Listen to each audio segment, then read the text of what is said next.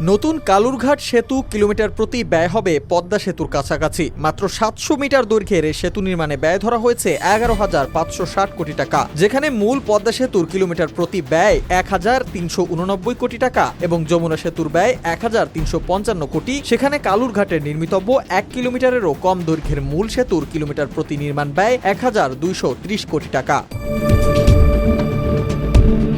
কিছুদিন আগেই এই সেতুর ভিত্তিপ্রস্তর স্থাপন করেছেন প্রধান উপদেষ্টা ডক্টর মোহাম্মদ ইউনূস। প্রকল্পটির বাস্তবায়নকারী সংস্থা বলছে, দুই প্রান্তে নির্মাণ হবে ৬.২ কিলোমিটার রেল ভায়াডাক্ট। সড়ক ভায়াডাক্ট নির্মাণ করা হবে আরও ২.৪ কিলোমিটার। রেলপথের জন্য নির্মাণ হবে ৪.৫৪ কিলোমিটার বাঁধ। অধিগ্রহণ করতে হবে ১৪১ একরের বেশি জমি। এসব কারণেই খরচ বাড়ছে বলে জানিয়েছেন তারা।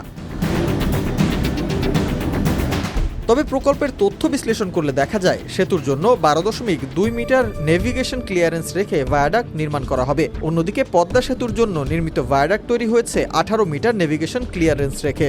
অর্থাৎ পদ্মা সেতুর ভায়াডাক্টের যে উচ্চতা, তার চেয়ে অনেকটাই কম হবে কালুরঘাট সেতুর ভায়াডাক্ট নির্মাণ।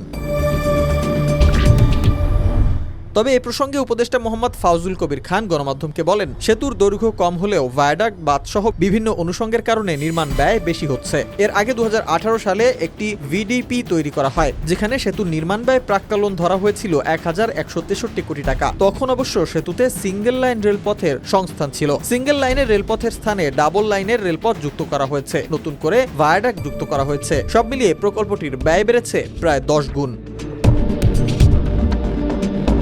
যেহেতু সেতু নির্মাণ কাজের জন্য দরপত্র প্রক্রিয়া এখনও সম্পন্ন হয়নি, সেহেতু এখনও খরচ কমানোর সুযোগ রয়েছে বলে মনে করছেন অবকাঠামো বিশেষজ্ঞরা।